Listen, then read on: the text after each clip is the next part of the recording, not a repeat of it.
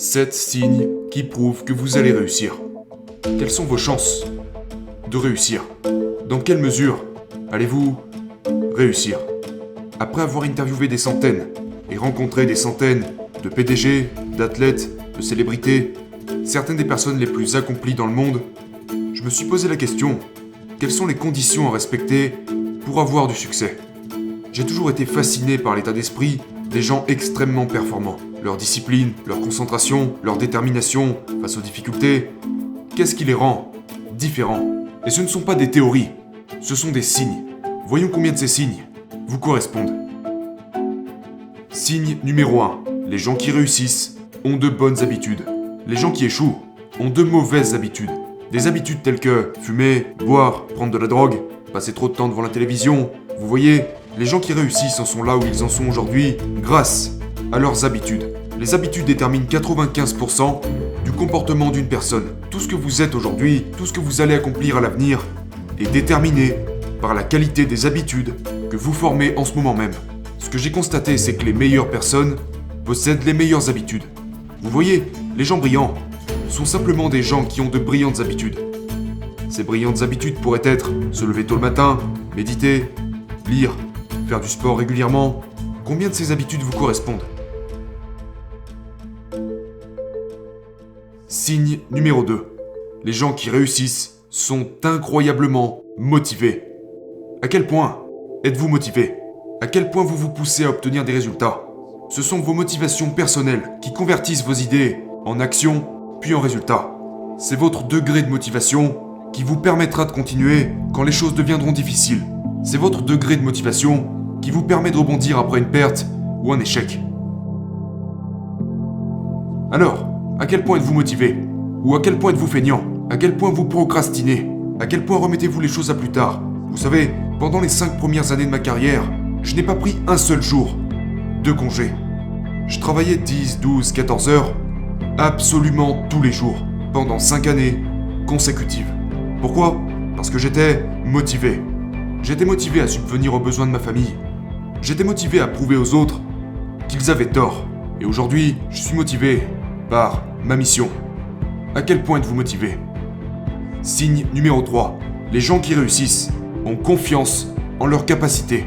Vous savez, les deux plus grands ennemis du succès sont numéro 1, le doute, et numéro 2, la peur de l'inconnu. Nous luttons contre les doutes. On s'inquiète, on se demande mais suis-je vraiment prêt pour ça? Est-ce que je suis assez bon? Ai-je vraiment ce qu'il faut pour réussir? La confiance n'est rien de plus que le fait de croire en soi. Et croire en soi n'est rien de plus que réaliser des choses que l'on pensait irréalisables. La confiance vient de la compétence. Il est facile de croire en soi quand tout le monde croit déjà en nous. Ce n'est pas de ça dont je parle. Je parle de croire en soi quand l'on ne s'en croit pas capable. Croire en vous-même quand tout le monde vous dit que vous ne pourrez pas le faire, que vous n'y arriverez pas, que vous n'avez pas ce qu'il faut. Et c'est là que vous devez développer cette confiance en soi inébranlable, cette conviction profonde que vous pouvez le faire. La confiance n'est pas la même chose que l'arrogance. L'arrogance, c'est penser que vous êtes au-dessus de tout le monde. La confiance, c'est savoir que personne n'est au-dessus de vous.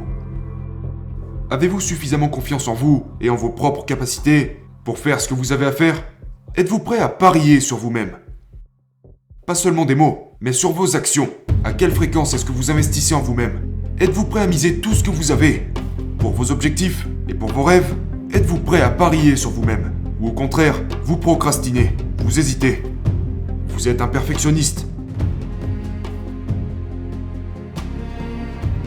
Vous pourriez avoir les meilleures idées, les idées les plus brillantes au monde, mais si vous ne pouvez pas articuler ces idées, si vous ne savez pas comment communiquer ces idées à d'autres personnes, vous n'irez nulle part. Et les compétences en communication se présentent sous de nombreuses formes.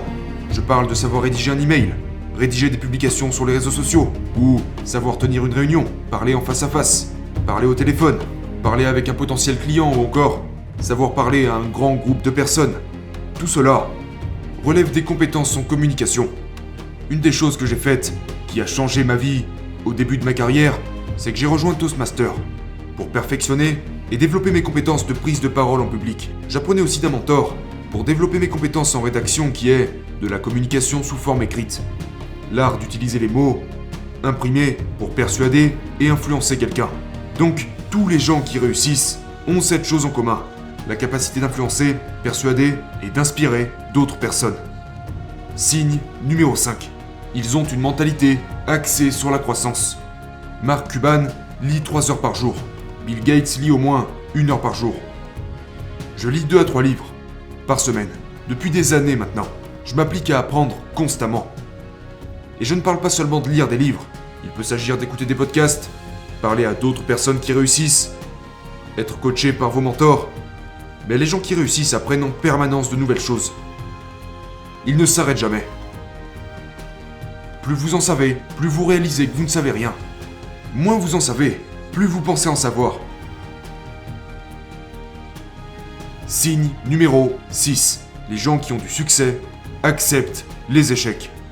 Acceptez-vous les échecs ou prenez-vous les échecs personnellement?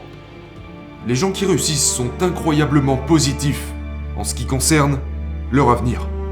Ils parlent toujours positivement de leur avenir.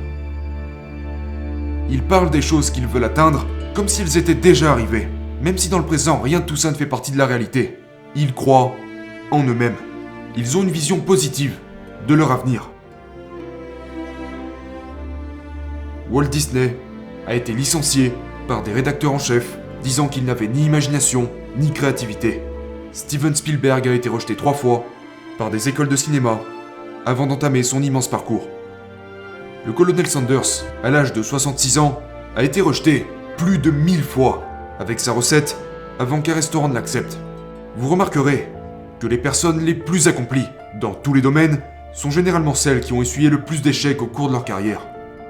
Ce qui différencie les gens qui échouent des gens qui réussissent n'est pas un manque de force, ce n'est pas un manque de connaissances, c'est un manque de volonté. Winston Churchill l'a très bien dit, le succès, c'est passer d'échec en échec sans perdre son enthousiasme. Signe numéro 7. Ils ont un fort QE. Pas QI, mais QE. Ce ne sont peut-être pas les personnes les plus intelligentes du monde, mais ils s'entourent de gens intelligents. Ils n'ont peut-être pas été les meilleurs étudiants au monde, mais ils démontrent pourtant un fort niveau de quotient émotionnel. Vous savez, quand on parle de succès, le quotient émotionnel écrase le quotient intellectuel. Le QI est essentiellement génétique, vous êtes né avec. Ceci dit, le QE peut être développé, appris et affiné. Les gens qui ont du succès ont un haut niveau de quotient émotionnel, ce qui signifie qu'ils ne craquent pas sous la pression. Ils restent calmes, ils savent comment gérer le stress, ils savent comment gérer l'anxiété, même quand les choses ne se passent pas comme prévu. Les gens qui réussissent sont également très conscients d'eux-mêmes, ce qui veut dire qu'ils savent dans quoi ils sont bons et dans quoi ils ne le sont pas. Ils savent quelles sont leurs forces et leurs faiblesses. Ils savent gérer leurs émotions. Ils refusent de se sentir mal, aigris ou déçus quand l'échec les frappe. Alors, combien de ces signes vous correspondent? À quel niveau allez-vous réussir? Maintenant, avoir ces signes est une chose, mais vous avez besoin d'une autre chose, c'est de combiner vos signes avec des compétences. Vos signes représentent seulement votre potentiel, et vous convertirez votre potentiel en profit par des compétences.